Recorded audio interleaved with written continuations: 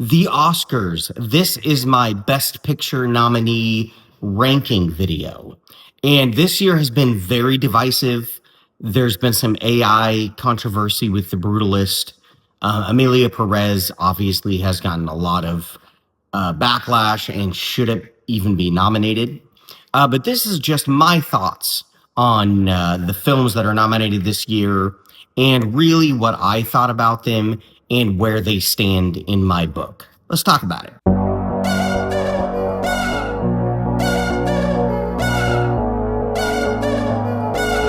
Nós vamos sorrir.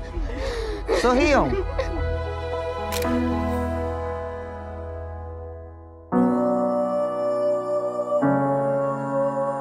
Unfortunately, I was not able to see I'm Still Here. It's a Brazilian film. I really was looking forward to watching it, but it hasn't been playing much in my area. So I have not been able to see that yet. So that will not be on this list.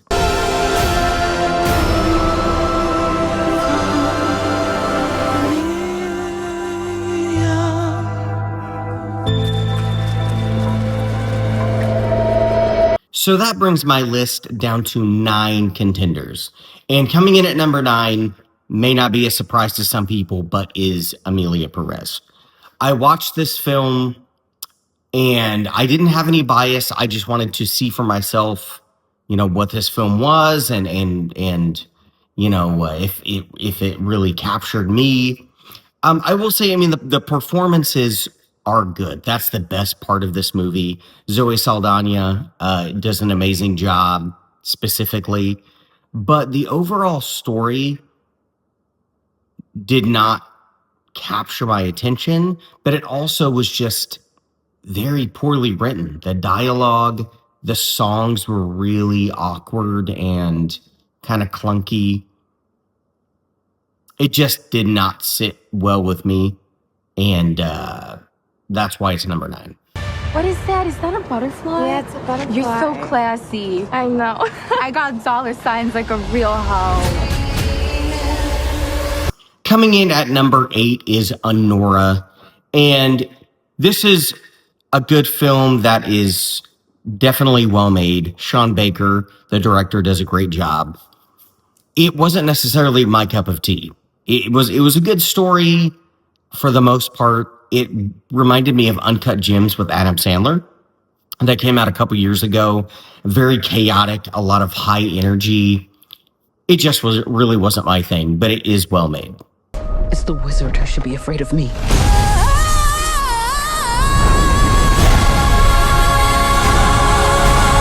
Coming in at number 7, and this may surprise some people because this was just a massive hit, is Wicked. Now, don't get me wrong, I really did like this movie a lot. I thought it was extremely well made. It's very magnetic. You can really relate to a lot of it. And Ariana Grande and Cynthia Erivo give fantastic performances. The visuals are astounding. Musicals just have never really been that connective to me. So I really enjoy this film, but that's why it's number 7, is musicals really aren't necessarily my thing.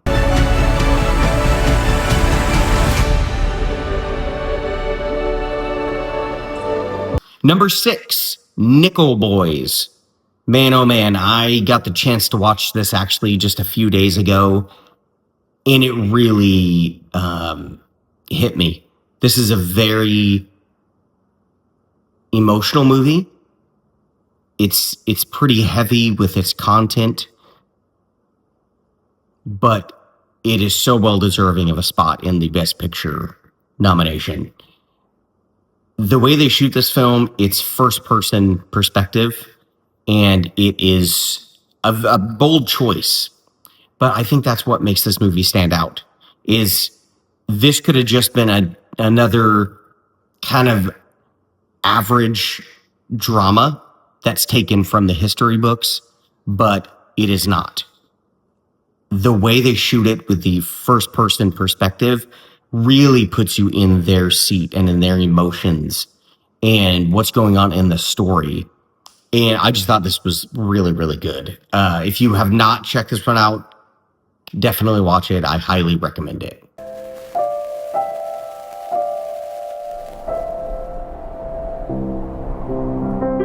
Coming in at 5 is The Brutalist. And I was actually lucky enough to get to watch this one in theaters. And what an experience. It's 3.5 hours long. When you see it in theaters, there's an intermission, a 15-minute intermission, which I thought was kind of genius. I haven't been in a movie in a long time, or if ever, that had that kind of thing going for it. That was well done. But this movie was just captivating. It's about an architect back in the day, the 1950s, I believe, that is coming here from Budapest to make a new life in America. And Adrian Brody plays this character, and he's fantastic. He does a great job. He's up for Best Actor, which very much highly earned. I think he does a fantastic job in it. And this story is very thorough. It really gives you a inside look into this guy's life, his work, and he's a brutalist architect. It's a type of architecture. It's very minimal, bare bones. There's a lot of concrete involved, and maybe just one chair in the center of the room around this library. Like it's really cool. The visuals are amazing. It was shot using, I forgot what it was called again, but basically Panavision, I believe. And it basically, these shots are so big, and it's able to capture so much of what's around it. Specifically, there was a scene where they went to Italy to get some marble, literally from the mountains of Italy. And the way they shoot those scenes in the mountains with these giant slabs of marble is incredible.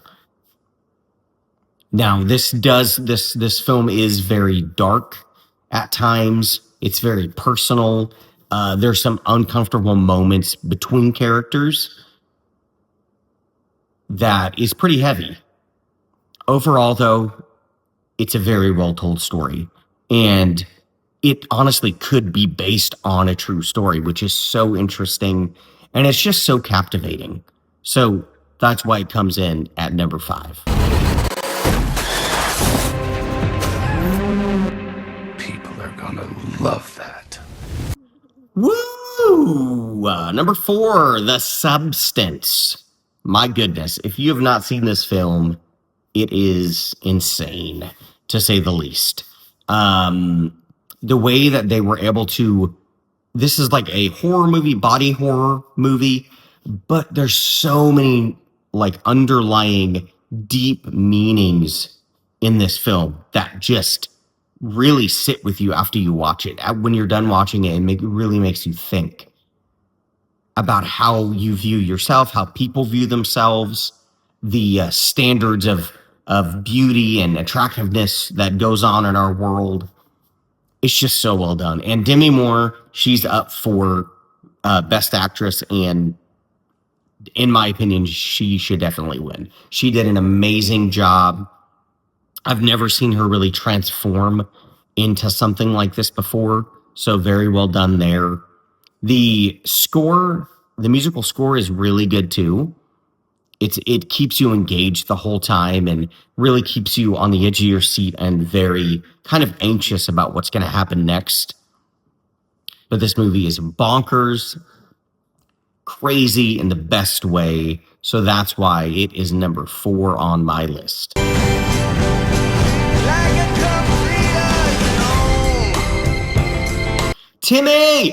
Little Timmy C. Timmy Chalamet. Number 3 is A Complete Unknown. And I know for some people, this movie didn't really do much for them. They thought it was maybe too slow or didn't give enough insight into who Bob Dylan was. But for me, I absolutely loved it. I thought it was incredibly well made. James Mangold is the director, and he just does a great job. He also did the Johnny Cash biopic several years ago with Joaquin Phoenix. But this movie, A Complete Unknown, is so good. And Timothy Chalamet just gives, so far, the performance of his career. He just melts into Bob Dylan. I leaned over to Holly, my wife, when we were watching it, and I was like, this is when you know they did a great job, is when you don't even recognize them as the actor anymore. And I can truly say that. Like with him, I thought I was watching Bob Dylan. That's how transformative he was. And everybody else in the film was great too. I personally loved Edward Norton as well in that film. I do think it's kind of sad he's not getting as much notoriety for his role in it. He is up for Best Supporting Actor. Highly doubt he's going to win, but I loved him. I thought he did a great job. But overall, this film was just so good. Puts you in a time in history, drops you there, and you're just in it the whole time. And you can just feel, what decade it was in and what time frame and the people that lived in that time and the cars and the music and just everything about it was very transformative and just takes you into that world that is Bob Dylan. I highly, highly enjoyed this film. If there was only certainty and no doubt, there would be no mystery.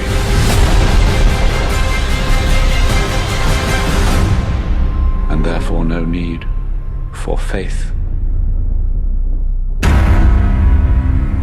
Coming in at number 2, which if you would have asked me before I saw this film, I would have been like, nah, not gonna happen.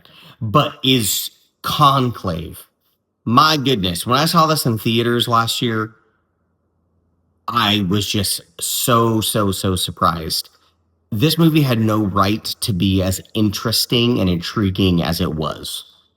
It is so well made. From the first scene of the Pope passing away, it just enthralls you from the beginning. The music, the shot selection, the cinematography in this film is insanely good. And the way it's written is just so gripping and well done. Edward Berger was the director. He actually directed All Quiet on the Western Front, which I think was a couple years ago. Incredible movie. That one is actually streaming, is a Netflix movie, if you haven't seen that one. But Conclave was just such a great surprise to have. I had heard good things going into it, but I wasn't sure how it was going to sit with me. But I absolutely loved it. It was so well done. And Ralph Fiennes, he is actually up for Best Actor this year. I don't think he's going to win it. I think it's going to be between Adrian Brody and Timothy Chalamet. And Adrian Brody's probably going to win, but we'll see. But Ralph Fiennes does a great job. Everybody in this film does a great job. It actually, at the Screen Actors Guild Awards, it actually just won for Best Ensemble. And so that means, the whole cast, everybody involved was just top notch, high level acting and filmmaking. And it definitely deserves it. This movie is so good. Definitely check it out if you haven't. It's streaming on Peacock. But yeah, man, what a great film.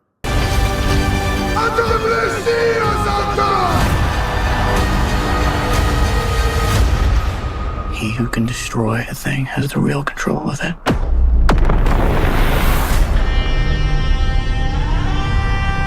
Number 1. All right.